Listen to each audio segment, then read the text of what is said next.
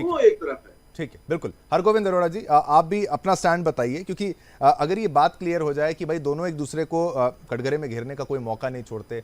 असदुद्दीन ओवैसी जो है वो राहुल गांधी को कहते हैं वायनाड छोड़ो, तुम्हें मैं चुनौती देता हूं, तुम यहाँ भाग्यनगर जो इसको हैदराबाद बोलते हैं वहां पर आके तुम चुनाव लड़ो।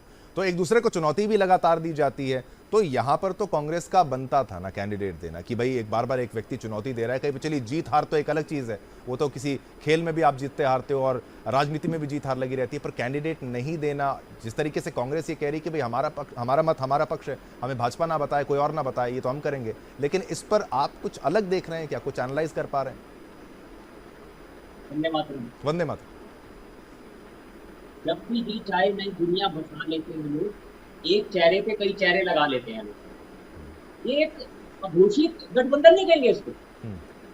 यदि समानांतर विचारधारा है और उससे अधिक विचारधारा से अधिक लक्ष्य है मोदी को रोकना, तो क्यों नहीं ओवैसी जी को इन्होंने इंडिया गठबंधन का एक हिस्सा बना लिया।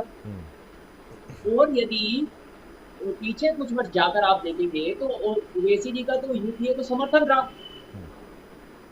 और जहां तक केवल प्रत्याशियों की बात रही कि वोट ना कट जाएं, देखिए इंदिरा जी के कार्यकाल से देखिए या राजीव जी के समय से देखिए, आपको याद होगा जुम्मे में दिल्ली की जामा मस्जिद से तथाकथित शाही इमाम ये फतवा जारी करते थे कि कांग्रेस के पक्ष में वोट होगा।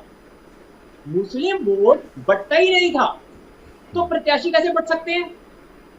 इतने वर्षों से यदि आप देखेंगे तो उसके परिणाम स्वरूप प्रधानमंत्री उन्हें रेड कारपेट वेलकम देते थे और शाही इमाम का तमगा देते थे, जो कि ऐसा कुछ पद भारत के इतिहास में रहा नहीं है। तो ये तो गिव एंड टेक की पॉलिसी है। इन्होंने जब अपने वोटों को नहीं बांटना, तो अगर प्रत्याशियों को बांट देंगे तो फिर तो धूल चाट के फिरेंगे ना सभी। और अघोषित गठबंधन यदि पर्दे के पीछे ही करना था तो खुले रूप से इंडिया के मंच पर लेकर आते, ताल ठोक के गठबंधन करते, क्योंकि ये तो उनके पुराने सहयोगी रहे। बिल्कुल। तो वही तो बात है आशीष जी, वही तो क्लैरिटी नहीं मिल पा रही है कि भाई गठबंधन भी नहीं है, साथ भी नहीं है, खिलाफ आते हैं, मंचों पर आते हैं, एक दूसरे का विरोध करने का कोई मौका नहीं छोड़। एक बार फिर से स्वागत है, चर्चा को वापस आगे बढ़ाते हैं। तमाम पैनलिस्ट आपके टीवी स्क्रीन पर कुछ ही पलों में आएंगे। देखिए ओवैसी के साथ क्या कांग्रेस का हाथ, कांग्रेस इस बात से, कांग्रेस के प्रवक्ता हमारे टीवी पे चैनल पर तो इस वक्त उसको नकार रहे हैं कि भाई हमारा साथ नहीं, और अभी भी बी टीम बताने का प्रयास जिस तरीके से किया गया है। हरगोविंद जी, आप कुछ कहना चाह रहे थे, जो कांग्रेस की तरफ से कहा जा रहा था, आशीष मिश्रा की तरफ से कहा जा रहा था, आपकी क्या प्रतिक्रिया है?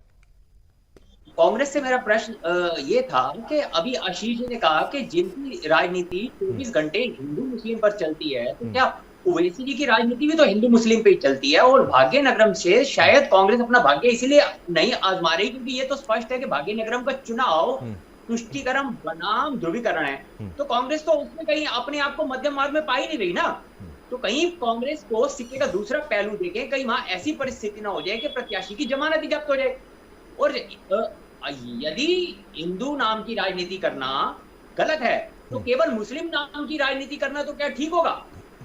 और कांग्रेस ने पूरे देश में कौन से एक कट्टर हिंदू पक्ष के नेता के विरोध में अपना प्रत्याशी नहीं दिया, ये भी कांग्रेस बता दे। ठीक है, बिल्कुल, ये बेहतर बात है। ठीक है, अनिल गर्ग जी, आपकी राय ले लेता हूं, फिर पॉलिटिकल पार्टीज पर दोनों पे आऊंगा। रत्नाकर जी का भी वक्त है इस वक्त। अनिल गर्ग जी, आप क्या समझ रहे हैं इस बात से? हाँ बिल्कुल, दो तीन चीजें हैं शिवम जी।